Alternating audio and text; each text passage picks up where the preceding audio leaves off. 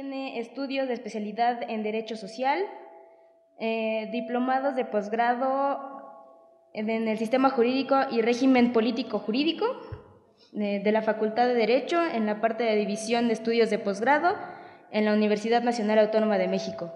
Tiene una amplia experiencia laboral en materia de protección civil, seguridad e higiene.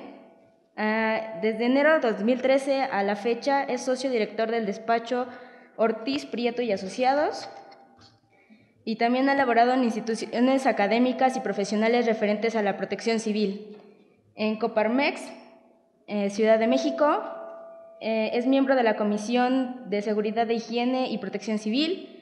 En el 2010 a la fecha labora en el Colegio de Arquitectos de la Ciudad de México, arquitectos y especialistas en protección civil AC, secretario de Consejo Asesor de la Benemérita Sociedad Mexicana de Geografía y Estadística y secretario de la Academia de Protección Civil.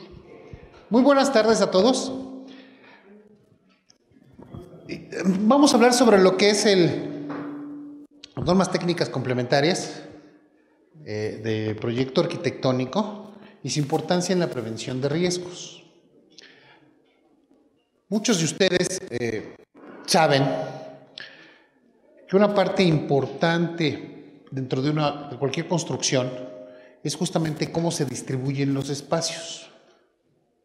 Yo no voy a meter a hablar del tema de la estructura, no voy a meter a hablar del tema de instalaciones. ¿Por qué? Porque esto no es mi tema. Pero ¿qué pasa para los que hacemos protección civil? Si el edificio desde su diseño presenta problemas, cuando a los que nos toca hacer protección civil, que llegamos pensando que es como una cadena, que llegamos al último, nos genera muchos problemas. Y esto es, desde anchos de pasillos, largos de pasillos, salidas de emergencia, rutas de evacuación, instalaciones de prevención y combate de incendio. Si todo eso desde el diseño no está bien resuelto, cuando queremos hacer protección civil no podemos hacerla. Y empezamos, estoy hablando en términos del programa, empezamos a parchar. También, si es un edificio que va a ser un establecimiento en que se van a prestar servicios, podemos decir que sea un centro de trabajo o una fábrica o las oficinas, tampoco podremos cumplir con lo que nos dicen las normas oficiales mexicanas en materia de seguridad, higiene y medio ambiente, pero de seguridad y salud en el trabajo, específicamente la NOM 001. Entonces, ¿qué pasa? Si bien es cierto, estas normas técnicas complementarias de proyecto arquitectónico nos refieren a ciertas normas oficiales mexicanas, también es cierto, y esto es desde la práctica profesional, no se toman en cuenta, realmente no se están aplicando. ¿Y qué pasa? Que los edificios no nos funcionan, por un lado. Por otro lado, tenemos el cambio de actividad que se desarrolla en ciertos inmuebles. Ustedes lo diseñan para casa, habitación, y ahora tenemos un bar, tenemos una cafetería, tenemos oficinas, y entonces también hay un cambio de giro, hay un cambio de destino, y muchas veces el diseño original arquitectónico que se hizo para ese inmueble no corresponde para la actividad que desarrollan. Y muchas veces llega posteriormente un arquitecto que hace las adecuaciones, pero las hace para que se vean bonitas. A veces ni siquiera para que sean funcionales. Ojo, yo entiendo que lo importante de la arquitectura es hacer funcional y habitable un espacio. No, además de estético, no únicamente que sea bonito. Me he encontrado en este quehacer profesional que en ocasiones, en obras que están en proceso, el arquitecto responsable de que se vea bonito nos dice que no pongamos extintores porque están feos y que él hizo mucho y que afean la duela y que afean el acabado y que afean la imagen y que afean que la señal está fea, que no se ve bien. Si no es para que se vea bonita, es para que nos indica ciertas condiciones. Y me extraña porque, insisto, Las normas técnicas complementarias de diseño arquitectónico pues, señalan con qué normas oficiales se tienen que cumplir, que esto lo voy a presentar ahorita que la parte técnica nos apoye. Eso es lo que tenemos que hacer en términos del diseño arquitectónico. Yo, por supuesto, ya les dijeron, yo soy licenciado en Derecho, soy abogado, yo no sé de diseño. Bueno, no sé ni trazar un cuadrado con escuadras, ¿no? Para pronto. Yo no llevé ni siquiera dibujo técnico industrial, porque era muy malo, reprobé. Entonces, pues yo les voy a enseñar cómo diseñar, pero sí les puedo decir desde la norma lo que tenemos y estamos obligados a cumplir. ¿Ok? Como dicen en la tele, producción. O como decían en el cine antes, ¿no? ¿Cómo se gritaba? Usted sí se va a acordar. ¡Cácaro! Bueno, no importa, lo podemos hacer sin la presentación, en lo que resolvemos esta parte técnica. Un elemento importante, ahora mucho se ha hablado del tema de los sismos. Sí tiene mucho que ver con la estructura y todo este tipo de cosas. Sin embargo, un elemento muy importante, además de la parte estructural, y que nos sirve para el tema de resiliencia, bueno, usé el logo anterior, ya estaba hecha, más que por razones de todos conocidas, lo pospusimos y ya no actualicé, por eso dice 20, 21 y 22 de septiembre. Pero bueno, por favor la siguiente. Ya Alfredo les ha hablado de lo que es la gestión integral de riesgos. La parte del diseño arquitectónico es un elemento que debemos considerar dentro de esta parte de la gestión integral de riesgos. ¿Por qué? Toda vez de que estos inmuebles van a ser habitados por humanos, por personas, que tienen que realizar una serie de acciones para reducir el riesgo de desastres en su inmueble. Gracias. Tenemos que considerar justamente esta parte de la gestión integral de riesgos desde el diseño. No voy a leer el concepto, está en la fracción 28 de la Ley General de Protección Civil, pero hay que entender esto. ¿Qué etapas involucra la gestión integral de riesgos? La identificación de los riesgos y o su proceso de formación, la previsión, la prevención, la mitigación. Es muy importante que dentro de este diseño arquitectónico que nosotros hagamos, identifiquemos los riesgos a los que está expuesto el inmueble que estamos diseñando. Yo he dicho, en la Ciudad de México estamos afectos a 4 fenómenos perturbadores fundamentalmente. ¿Cuáles son? Sismo, pues lo acabamos de ver. Inundación. Caída de ceniza. A veces se nos olvida que tenemos un tema, el Popo está cerca y cuando el viento dominante es para acá nos cae ceniza. Y el otro fenómeno es los incendios. Hay una cantidad enorme de incendios que se producen en la Ciudad de México derivado de las instalaciones. Ok, ¿esto qué tiene que ver con el diseño arquitectónico? Aparentemente no mucho. Pero si tenemos incendios, la gente muchas veces no puede responder a estos incendios. No puede prevenir estos incendios. Y se hace complicado y complejo evacuar. ¿Por qué? Porque la propia diseño no nos lo permite. ¿Ok? La previsión, una vez identificado este riesgo, tenemos que prever las consecuencias de estos fenómenos que nos pueden impactar. A lo mejor llueve mucho, pero bueno, pues estamos en un 5º piso. Pues entonces la inundación no va a ser un factor que nos impacte. Pero a lo mejor estoy en una zona baja y en una planta baja. Pues la inundación es un elemento que tenemos que prever y sobre eso tendremos que diseñar para evitar que, pues que las aguas, ya sea de fluviales o pluviales, ingresen a nuestro inmueble. La prevención, ya sabemos que hay, ya identificamos el riesgo, ya tomamos ciertas medidas dentro de nuestro diseño para evitar que estas aguas, hablando de la inundación, entran en la casa. Sin embargo, vamos a mitigar este riesgo. ¿Cómo? Con labores de prevención. Ahora sí. A lo mejor nuestro diseño tendremos que poner, a lo mejor se va a ver un poco feíto, pero a lo mejor tendremos que subirle un poco el nivel, poner entre pisos, subir de nivel de calle, elevarlo, poner las entradas de otra manera, considerar que en nuestro diseño que tendremos que a lo mejor poner cárcamos, etcétera, dependiendo de la instalación. Pero estamos haciendo labores de prevención y de mitigación al mismo tiempo. O sea, esto es, vamos a hacer que el impacto del fenómeno destructivo, del fenómeno perturbador, sea menor. No nos podemos quitar de él. Ahí está, ya lo identificamos, pero nos puede impactar. Luego, la preparación, auxilio, recuperación, eso ya nos toca a la gente de protección civil. ¿Qué es la preparación? Bueno, capacitar a las personas que tienen que hacer, cómo hacerlo para evitar que este fenómeno impacte. El auxilio, bueno, si el fenómeno nos llega a impactar, ¿qué tenemos que hacer?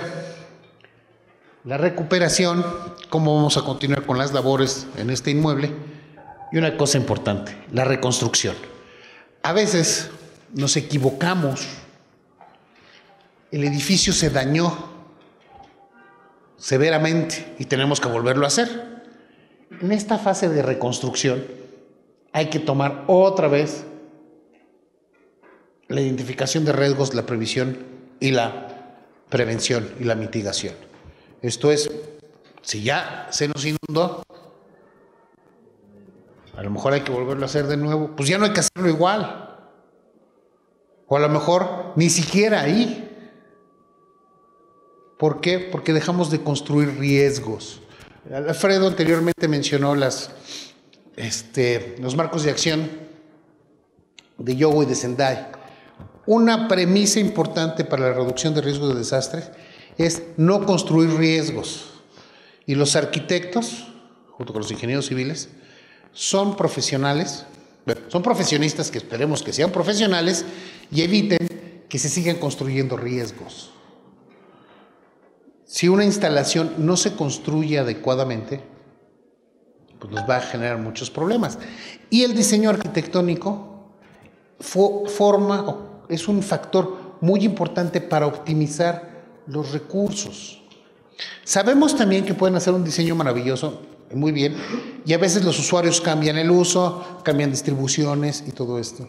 Sin embargo, hay que considerar diversos elementos que nos van a permitir que dentro de nuestro diseño arquitectónico esta cuestión de la prevención y mitigación pueda ser llevada a cabo. La siguiente, por favor. Con el control. Uy, ya va. Ok. Esto lo hizo el maestro Enrique Guevara. Y esos son los mecanismos de intervención para la gestión integral de riesgo. Él lo hizo con Estaban en Apred. Bueno, tenemos las causas, el peligro, todo lo que se considera la prevención de desastres, y evitar la construcción de nuevos riesgos que decíamos, la planeación del desarrollo, el ordenamiento territorial, y aquí es donde entramos nosotros, reglamento de construcción. Los reglamentos de construcción están hechos para ser obedecidos. No es para ver si nos gusta. No son guías, no son manuales, no son sugerencias, no son propuestas. Es para ser obedecido. En esta materia,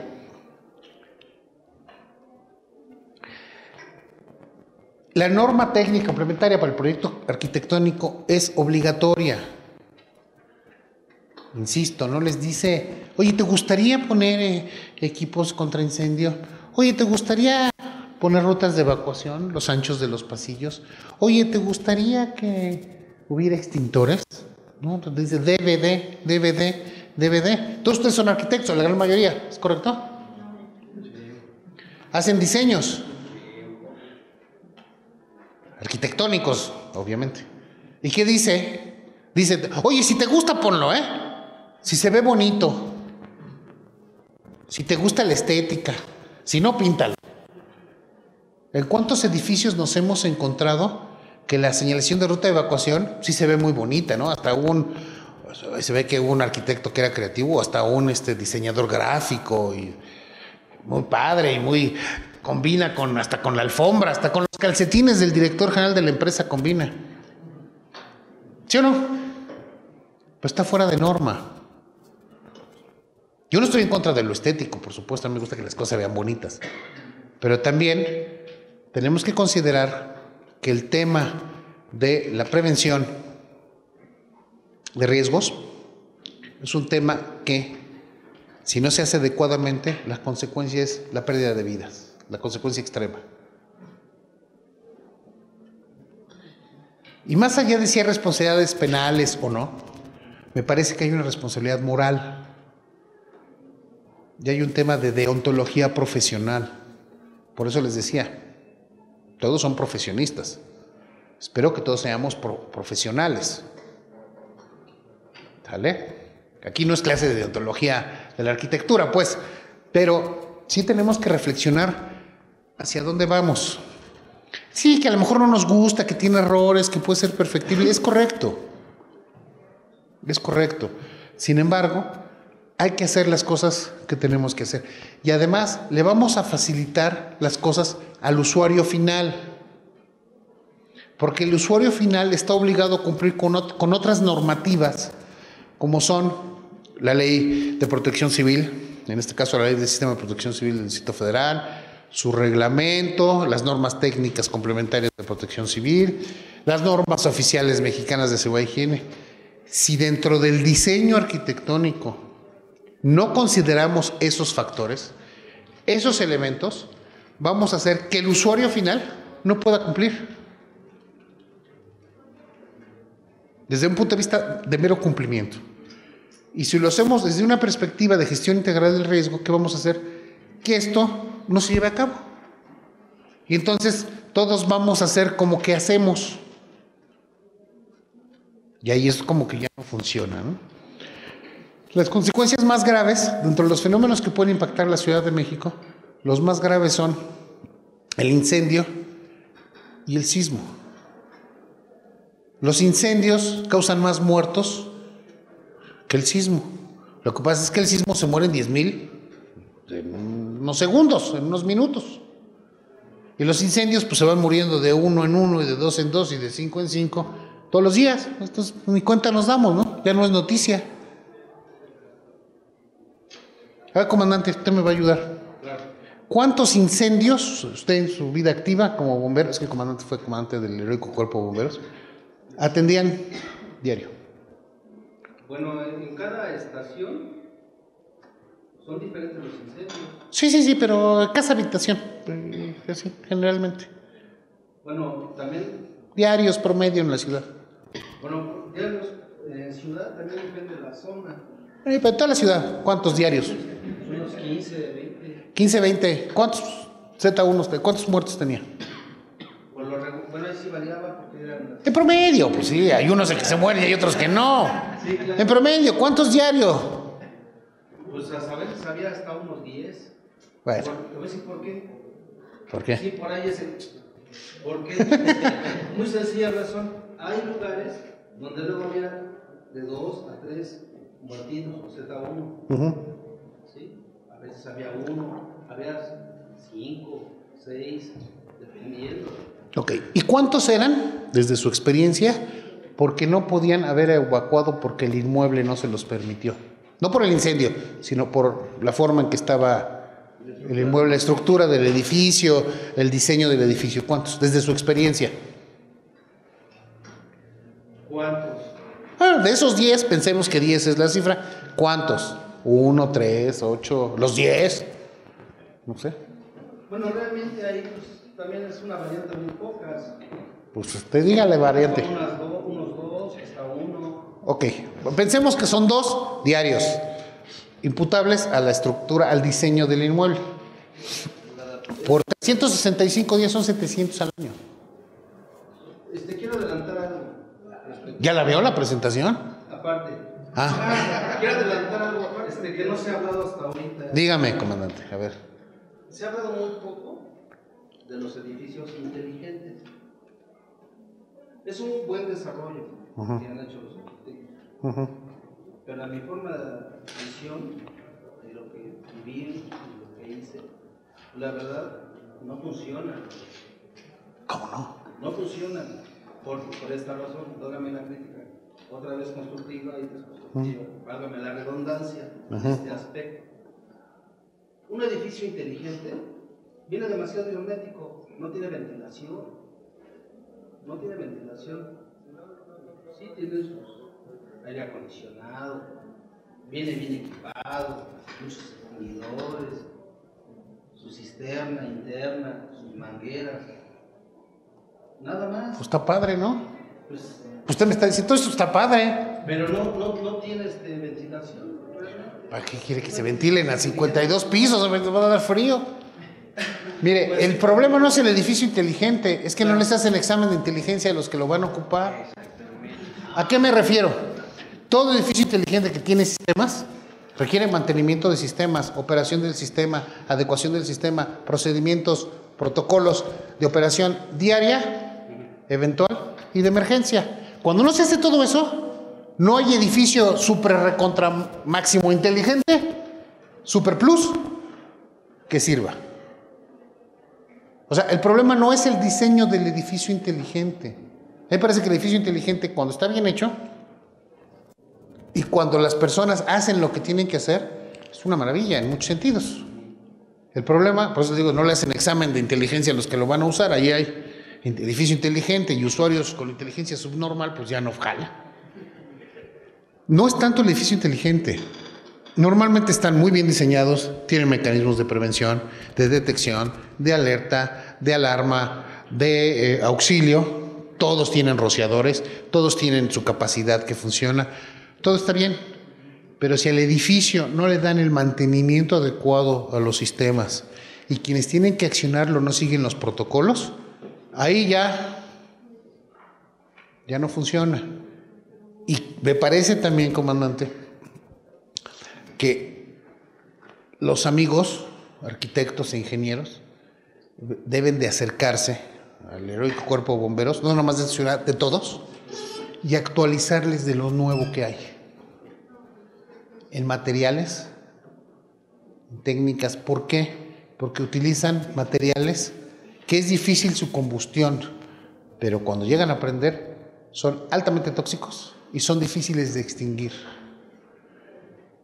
Entonces tienen que compartir esas nuevas técnicas y esos nuevos elementos. ¿Con quiénes? Pues con quienes van a ir a combatirlos. Eso me parece que es importante, que también hay que hacer. Y eso tiene que ver con el tema preparación. Si no es precisamente, y tiene que ver con el diseño arquitectónico, sí, porque finalmente son los materiales que ustedes usan para los acabados. Dicen, no, pues tiene retardante. Sí, tiene retardante de flama. Que no es retardante de incendio, es retardante de flama. Pero también se prende en ciertas condiciones. Y los vapores que genera son altamente tóxicos. Y si los miembros de los cuerpos de bomberos de este país muchas veces no saben con qué materiales están lidiando. Entonces, ahí es importante en términos de prevención y preparación qué se tiene que hacer.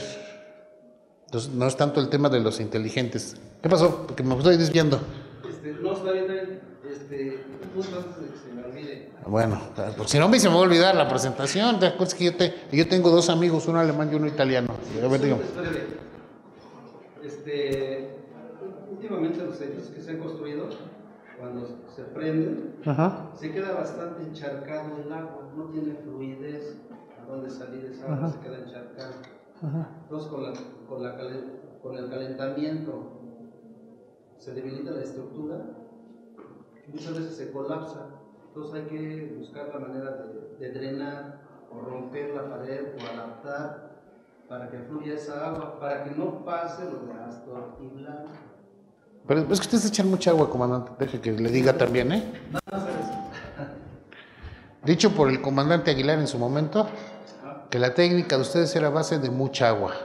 Y se enojó conmigo porque le dije, ¿qué agua hasta que salgan ranas? Y se enojó. No le digo lo que me dijo, usted lo conoció. Bueno. pero me acordé de mi mamá. Bien, vamos a mencionar brevemente comunicación, evacuación y prevención de emergencias. Hay un capítulo, y me da mucha tristeza, perdón que se los diga, insisto, cuando nos toca ya a los que hacemos protección civil o SEOEGIN estar en los inmuebles, y muchas veces recién inaugurados, nuevecitos, encontrar que no se cumple con muchas de estas cosas. ¿Y por qué me da tristeza? No porque sea una gente altamente deprimible, sino porque esto no es nuevo tampoco. ¿Quiénes de ustedes aquí construyen? Bueno, ahora están infartados porque ya tienen que cumplir con medidas de seguridad e higiene en la obra, porque tienen que hacer un programa interno de protección civil para la obra. Más allá de si es procedente o no que sea de protección civil, que es otra discusión, pues las medidas de seguridad e higiene están en el reglamento de construcciones, si no me equivoco, desde el anterior del 85, que no me acuerdo el año. Y no les hacían caso. ¿Por qué? Porque no les inspeccionaban, porque era muy caro. Como dicen sus maestros de obra, no salía mal.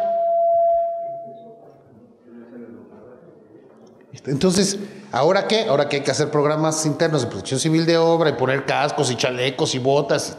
Insisto, más allá de si le toca o no protección civil, ahora sí lo hacemos. ¿Por qué? Porque nos cierran la obra, porque nos clausuran, porque hay multas, porque si hay un muertito hasta el bote vamos a dar. Ah, ¿verdad? Ahora sí. ¿Por qué se tiene que llegar a la cuestión coactiva del derecho? Y el que me diga porque somos mexicanos, hijo, me va a ofender. Es lo mismo acá. ¿Qué va a pasar?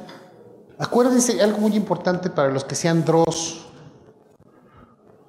Ustedes firman como auxiliares de la administración pública y su firma equivale a una constancia, es un hacer constar de que el proyecto arquitectónico, en este caso, se hizo conforme lo dice el reglamento y conforme dicen las normas técnicas.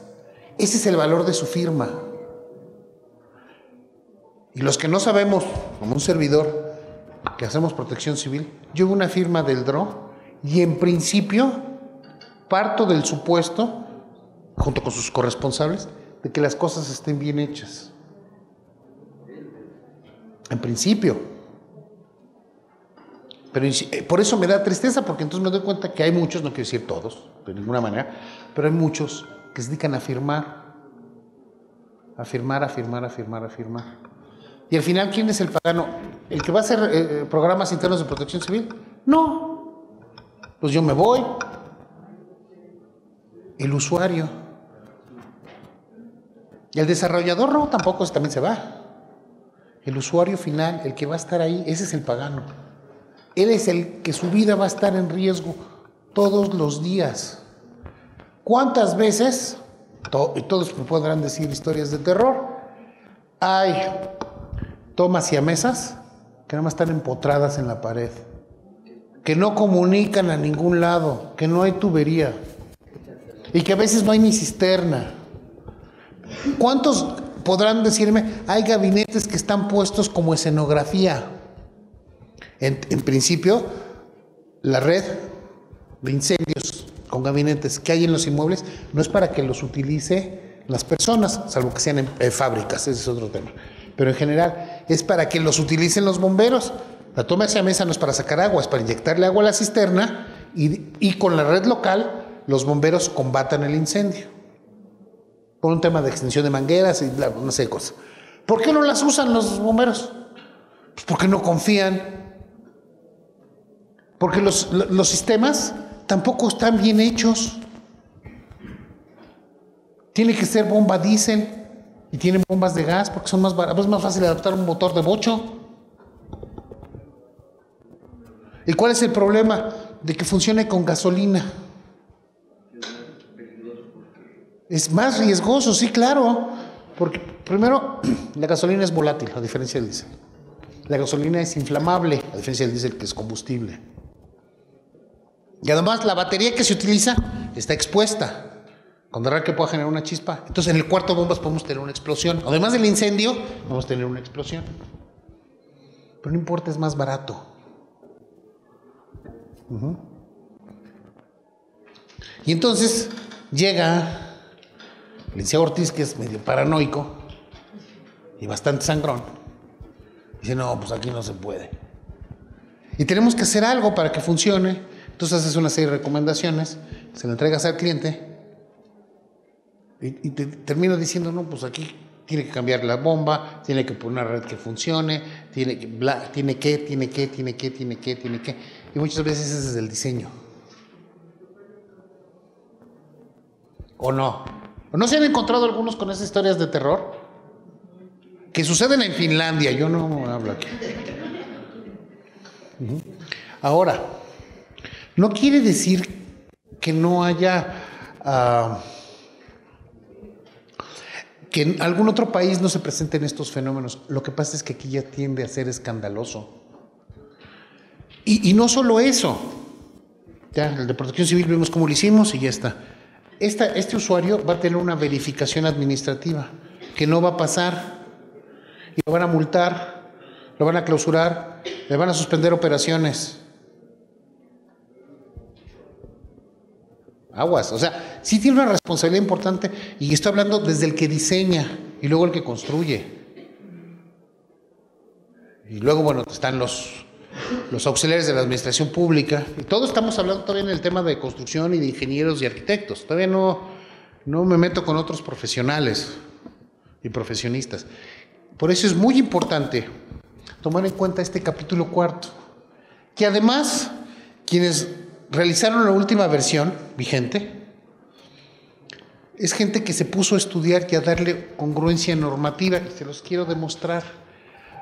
A diferencia de muchas otras leyes que hemos platicado, pues que han tenido el gusto de ser mis alumnos en el diplomado, que vemos un montón de incongruencias, aquí no. Aquí el grupo de ingenieros y arquitectos que se reunieron para hacer las normas técnicas de diseño arquitectónico, le pensaron, le metieron ciencia y lo han hecho muy congruente con otras normas. Por ejemplo, la tecnología me domina a veces. Han logrado lo que se conoce como una concurrencia normativa entre el proyecto arquitectónico, la norma 026, que es señalización, y la norma 02. En el tema de señalización, por ejemplo, la salida de emergencia y la señalización de la salida de emergencia debe estar permanentemente iluminada. Muchísimas salidas de emergencia que yo me he topado en el área profesional no tienen ni siquiera la preparación para poner lámparas de emergencia. Permanentemente iluminada. Si se va la luz, tiene que entrar una lámpara de emergencia para iluminar la salida de emergencia, por lo menos. Un spot ahí que sepamos dónde salir. Hay inmuebles que se va la luz y las salidas de emergencia son túneles de casa del terror. Están todos oscuros, no se ve nada. Y la señalización de salida de emergencia y la salida de emergencia tienen que estar permanentemente iluminadas. Ya sea mediante spots, la señalización con estas retroiluminadas, como quieran.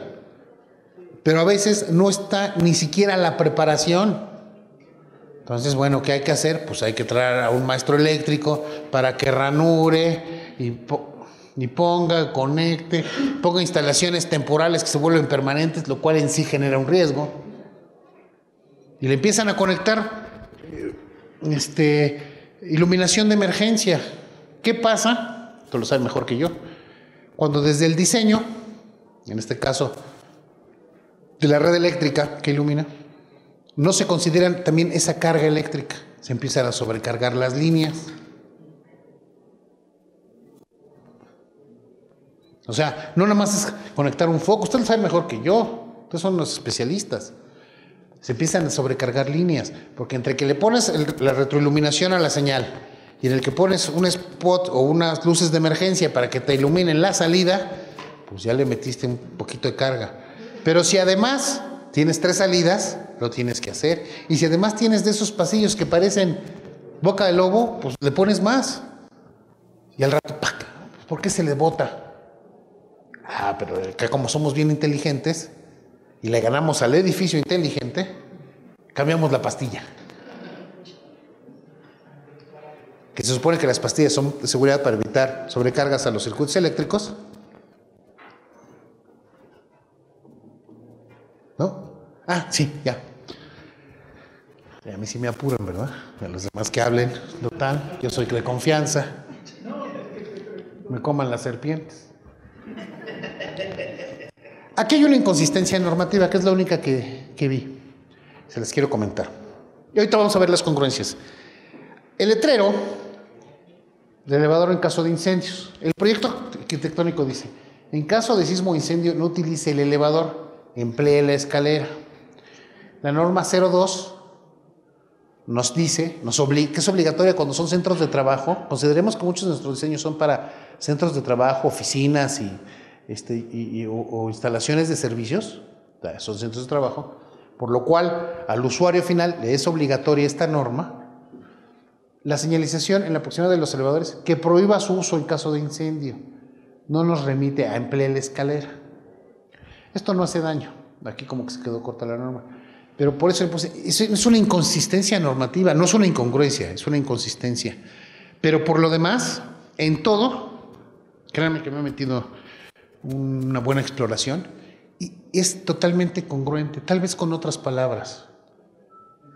Pero esto dice que ustedes deben considerarlo, la señalización, en su proyecto, y muchas veces no lo consideran. ¿Ok? Es que ya me pasé otra, espérame. Bueno, les digo que luego la tecnología me gana y me hago bola. Un ejemplo de congruencia, otro ejemplo de congruencia.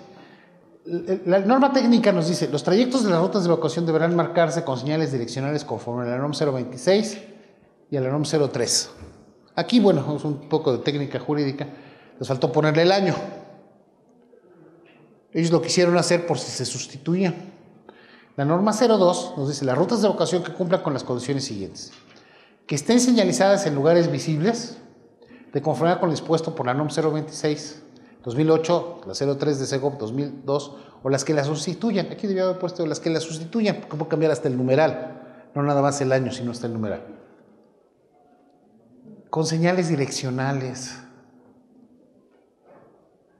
También habla de visibilidad el proyecto arquitectónico, en lugares visibles. Y efectivamente en muchos inmuebles los entregan, desde su diseño no consideran ustedes eso, que sean visibles. Y cuando lo consideran otra vez que se vean bonitas. La norma, conforme nos remite a las que hablan de este tema.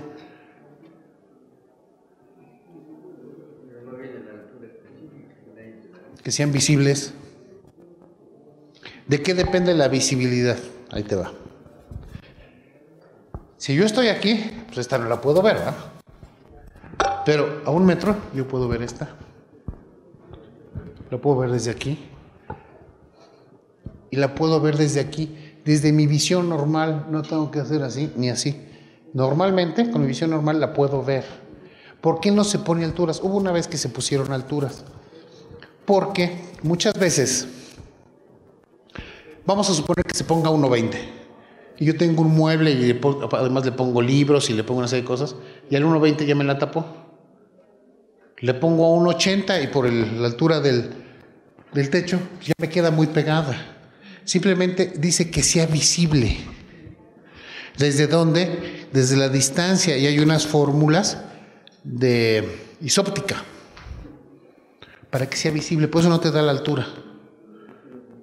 No es lo mismo esta señal, que es perfectamente visible desde esta distancia, aquí la puedo ver, viendo normal, a aquella que, si yo tengo un pasillo de este ancho, pues esta señal está demasiado grande y tendría que estar más abajo para que me dé a mi altura normal de la vista. No la ando yo buscando. Eso es lo que hay que considerar en la visibilidad. Pues te dice que sea en lugares visibles y obviamente que sea visible.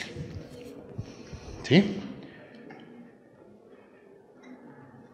Aquí hay una congruencia e incongruencia. Les voy a explicar en qué. Primero, la clasificación de grado de riesgo. En los términos de la norma 02, para centros de trabajo te dice que hay dos tipos de niveles de riesgo: riesgo ordinario de incendio y riesgo alto de incendio. La norma técnica complementaria te dice que hay bajo, mediano y alto. La norma técnica complementaria es más extensa porque sí te dice que hagas un análisis, lo que se conoce como carga de fuego, con base en los materiales con los que de tus acabados. Y te dice qué tipo de material tienes que usar, cuánto tiempo tiene que estar, etc. La norma oficial mexicana no lo dice. Me parece que ahí es falta de la norma oficial mexicana y que la norma técnica es abundante y precisa. Pero más allá de eso, ¿se fijan? La norma técnica arquitectónica nos dice que en caso de riesgo de incendio medio, que equivale a ordinario, se debe usar un extintor por cada 300 metros cuadrados en cada nivel o zona de riesgo. Lo mismo. Si es alto, un extintor por cada 200 metros cuadrados. Igual, las dos. Y nos dice, aquí hay un desfase de la ubicación.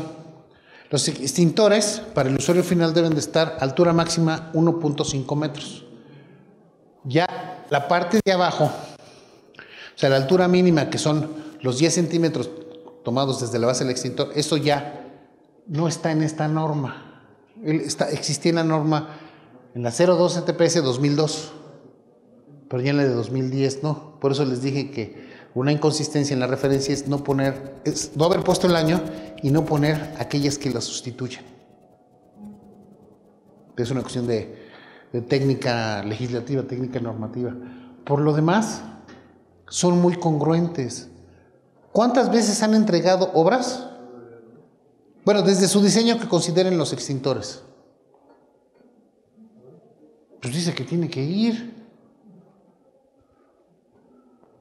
Y señalizados además, pues tiene que haber una señalización. ¿Cuántas veces han entregado inmuebles con esto? Más bien sin esto. O dice, si les gusta, si están de acuerdo, si... No consideran ni siquiera, vamos a suponer que les digas, pero el usuario final que los ponga, dale, pero no consideran ni siquiera los espacios. Cuando para dar las distancias resulta que ahí hay una ventana, o hay un tubo, sí. Eso que están diciendo sí es importante, porque a mí me ha tocado verlo en escuelas, donde los pasillos principales no son muy amplios y no pueden colocar gabinetes empotrados. Tienen que colocarlos en piso porque los chicos, si pasan, se pueden llegar a pegar con el gabinete. Entonces, y lo dañan al gabinete y son caros. Niños hay muchos. Es cierto, los espacios no están considerados para colocar Los gabinetes debieran estar empotrados. Bueno, a mí me gustaría ver, de acuerdo a su experiencia, ¿cuáles son las normas que usted nos sugeriría revisar? O sea, yo sé que están obviamente el reglamento, las normas complementarias, las normas oficiales, pero ¿qué otras normas nos podrían nosotros recomendar estudiar, sobre todo para la parte de la obra, o sea, del proceso de obra? O sea, que yo pueda tener los elementos de decir, esto tiene que ir aquí porque esta es la norma que me está ok, a ver. Pidiendo. Bueno, sobre todo para la obra y bueno, para el diseño, para prevenir. Para la obra usted tiene que cumplir con la norma oficial mexicana _031 STPS, que habla de todas las medidas de seguridad y higiene en los procesos de obra. Y te habla y te clasifica en pequeñas, medianas y grandes. Ahí te dice qué tienes que hacer. Y ahí te remite a otras normas, a de trabajos de soldadura, de espacios confinados, trabajos en altura, etc. Con esa tienes que cumplir para tu proceso de obra. Para tu diseño, bueno, obviamente, con la norma técnica complementaria, puedes considerar para el tema de ancho de pasillos y todo, las normas de la NFPA, el código 101, así se llama, código 101, esa norma, y te va a dar una guía, no son obligatorias, ¿ok? Pero aguas también. Si la empresa con la que ustedes van a trabajar es transnacional y fundamentalmente norteamericana, ellos, si son de grandes corporativos, se rigen por NFPA. Entonces, si tú diseñas en las medidas de prevención conforme el código 101 de NFPA, les vas a ayudar mucho. Hay que decírselos. Si no, simplemente te va a dar una guía. La norma técnica complementaria de proyecto arquitectónico tiene muchas referencias a NFPA. Y tiene también que ver con el ancho de pasillos, con los espacios. Una cosa que me llama la atención es, para lo que ustedes diseñen, te dice cuál es el aforo máximo por metro cuadrado. Para licencia de funcionamiento, no lo toman en cuenta. Entonces tú puedes diseñar para que le quepan 50, pero si yo acomodo las mesitas, pues me van a caber 70. Esa es una deficiencia entre el diseño y el objeto del inmueble. ¿Y para operación? Para operación, todas las de la STPS, fundamentalmente, más aquellas, ahora sí, por giro. Si vas a hacer hospitales, tienes que tomar las de la Secretaría de Salud. Si va a hacer terminal de autobuses o de camiones de carga y todo, las de la SCT. Si van a hacer aeroportuarias, también de la SCT. Si vas a manejar ciertos productos radioactivos, además tienes que tomar las de ecología y las de energía. O sea, tiene que ver mucho el destino. Pero de manera general, todas llevan STPS, o sea, de la Secretaría del Trabajo. Más las particulares de acuerdo al giro. Muchísimas gracias por su atención. Espero que esto les sirva. Gracias.